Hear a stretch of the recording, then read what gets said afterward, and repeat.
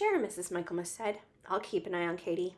You don't need to pay me anything unless she gets to be a real nuisance. She winked at Katie.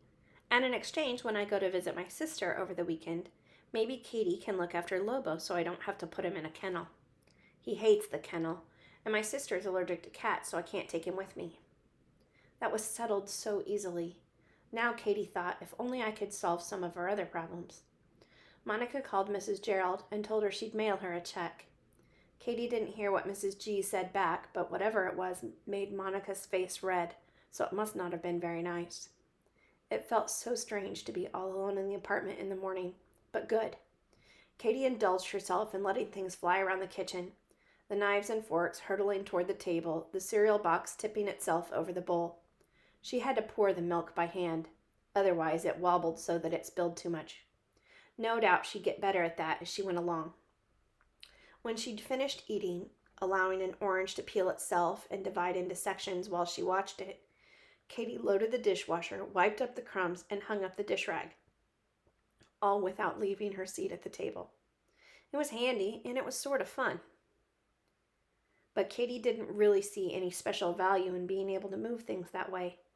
It didn't make up for being so different that nobody wanted to be her friend. Except Mrs. M, of course. Now, with no sitter around, Katie decided she could make her phone calls from home. She went down the whole list, but only found someone at 3 places. When she asked Eric Van Allsburg at one number and Casey Dale at another, she was told impatiently by female voices that she had the wrong number, and they hung up before she could even ask if they knew anyone by that name. Well, probably they'd said it if they did, didn't they? She didn't cross off those names, though. Maybe she'd try again in the evening when there might be someone else at home.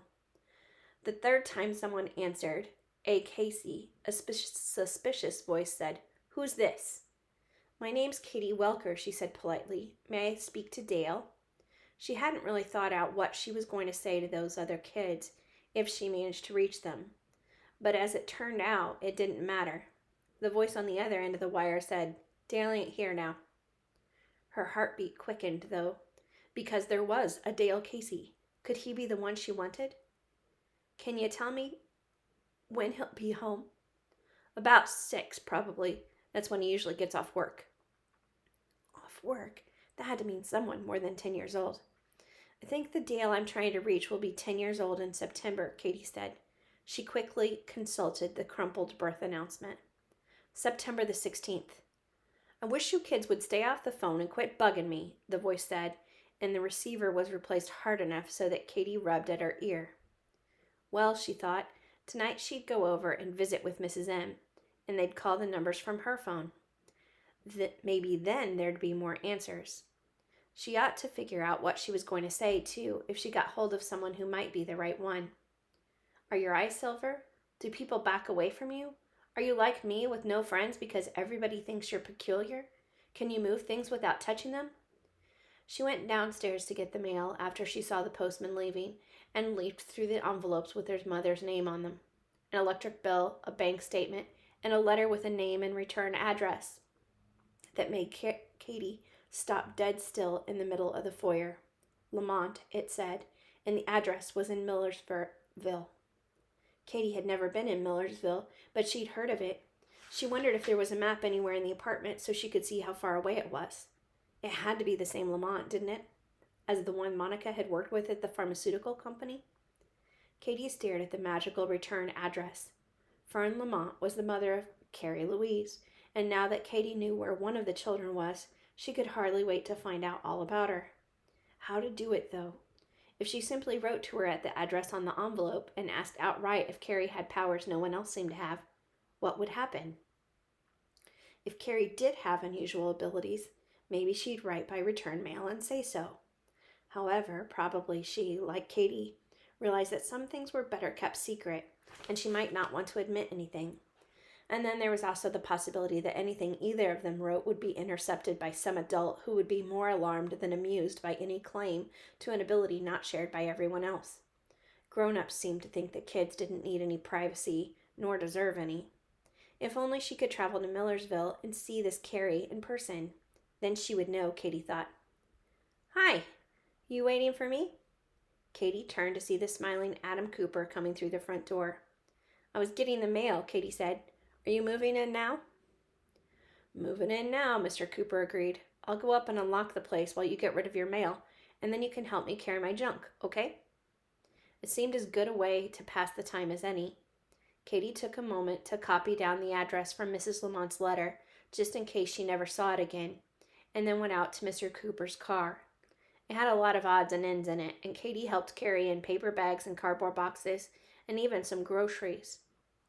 When they were through, though, she looked around the apartment, and it didn't look as though anyone had moved in. "You don't have much stuff," she commented. "Well, some of my things are in storage. If I decide to stay here, I'll get them out. My books and things like that." Katie hadn't seen any books in the containers they'd carried in. Her interest quickened. "Mrs. Michaelmas lends me books to read." "Who's that?" "The lady in 2B. I don't have a sitter anymore. Mrs. M keeps an eye on me." "She's a reader, eh? And you are too?" "Yes." "Well, I'll let you know when I get my books, and you can see if there's anything you want from the Cooper Lending Library. What do you say we meet at the pool in 10 minutes and take a dip before lunch?" That sounded all right, so Katie went to change into her suit. She also checked in with Mrs. M and Lobo. Lobo purred when she ran her hand over his head. He might look evil, but he wasn't. It was only the way his fur was marked. Just like herself, Katie thought. People were scared off because she didn't seem or look the way they thought she ought to. "You look all better," Katie told the big cat. "You don't hurt anymore, do you?" "No, but all she gave me to eat today was dry cat food. I don't like it very much." Mrs. Michaelmas was watching with interest. "What's he say?" "He doesn't like dry cat food very much." Why was it, Katie wondered, that Mrs. M could accept her for what she was and nobody else could? Mrs. M laughed. "I'm not surprised, but it's a lot cheaper than the canned stuff or tuna or chopped liver. Tell him he'll get something better for supper." "That's nice," Lobo thought. He closed his eyes and stretched out in the sun that came through the windows. "I don't have to tell him. He understands what you say," Katie informed Mrs. M. "Oh, well, I thought he did. Only he never answers me back. Can you do that with all animals or just cats?" "I don't know," Katie admitted. "Lobo was the first one. And maybe a dog down the street understood me yesterday. I'm not sure. He didn't say anything back, though, and I don't know what good it does being able to know what animals are thinking. I can't even tell anyone or they'll think I'm crazy." "I don't think you're crazy," Mrs. M said. She stuck a pin in her untidy white hair to keep a strand from falling over her face. "You could be a veterinarian, you know. Be very handy if you were the doctor taking care of the animals. They could tell you where they hurt and so on." "I guess it would. I'll have to think about that.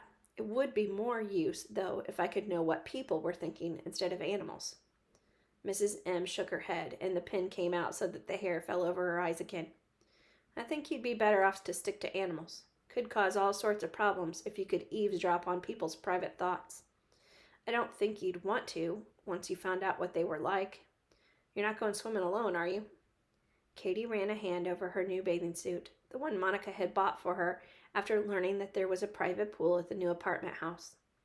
"No, Monica won't let me go in alone. She says it isn't safe, even if you're a good swimmer. I helped Mr. Cooper move into 2C, and now we're going to swim. Why don't you come with us?" "Me? Honey, they don't make bathing suits for fat old ladies like me. On the other hand, there's no law that says I can't dangle my feet in the water, is there? Maybe I'll come along and join you." So Mrs. M sat on the edge of the pool with her moo-moo pulled up to expose pale and surprisingly skinny legs with blue veins in them, while Katie showed off how she could dive and swim. Mrs. M didn't even care if Katie splashed on her a little. She said it cooled her off. Adam Cooper swam for a while and then sat beside Mrs. M talking. He looked good in a bathing suit, Katie thought, almost as many muscles as Nathan, although he wasn't quite as tanned. His sandy hair got lighter as it dried, and he talked easily, pleasantly. She'd bet he'd pay his bills on time, not like Mr. P. They left the pool when it was lunchtime. Katie wondered if Mr. C didn't have a job to go to, but he said he was on vacation for a few weeks and didn't have to worry about that right now. He intended, he said, to relax and spend a lot of time around the pool improving his tan. Nothing like a good tan, he said, to impress the females. I'll play lifeguard if you want to swim during the day, he told Katie, if it's okay with your mother and dad. Nathan's not my dad, Katie said quickly. He's just a friend of my mom's. Oh, yeah, that's right. He said his name, and it's not the same as yours and your mother's, isn't it? Are they engaged or anything? I hope not, Katie said, and then wondered if she should have said that. They were walking toward the stairs that led up to the second-floor deck, leaving footprints on the cement. Why, don't you like him? Adam Cooper asked. It's more that I think he doesn't like me, Katie said. Oh, does he treat you badly? Katie shrugged. Mostly he calls me kid, as if I didn't have a name, and he thinks I'm... She stopped, appalled at what she'd almost said. No sense in giving Mr. C any reason to think she was peculiar, if he didn't already think so. He thinks you're what? Her feet had dried off now, and the boards of the stairs were hot. Oh, she said, trying to sound careless. I don't think he's used to kids is all. Well, Mr. C said, your mother is a very pretty lady. I just wondered if her friend would be upset if I talked to her. You know, around the pool in the evening. I'll probably swim again this evening. Maybe I'll see you then. That sounded all right to Katie. She wondered if Monica thought Mr. C was attractive. Katie liked him better than Nathan. For one thing, he didn't smoke. You could always tell. A person stunk of tobacco, even when he wasn't actually smoking. And Mr. C talked to her as though she were a person, not a kid. Mrs. M came padding along behind them, the wet hem of her muumuu flapping against her shins in the glory of multicolored flowers on a hot pink background. Seems like a nice fellow, she said, after Mr. C had turned in at his own door. I think he likes you, Katie. He kept asking questions about you, talking about you. Oh, what kind of questions? A little alarm bell rang somewhere in the back of Katie's mind, although she wasn't sure why. Mr. Cooper had no reason to think there was anything wrong with her, did he? She hadn't done anything peculiar while he was around. It was only, she thought, that she liked him, that it would be nice to have another friend, like Mrs. M. He might not be a friend if he thought she was peculiar. Asked me how we got along, you and me, things like that. How much I had seen of you, why did the babysitters both leave? Katie tried to remember. Had she talked to Mr. C about the sitters? Only to say that she didn't have one now, and that Mrs. M was going to keep an eye on her. She said so long to Mrs. M and went on into her own apartment, but continued to feel uneasy all the rest of the day.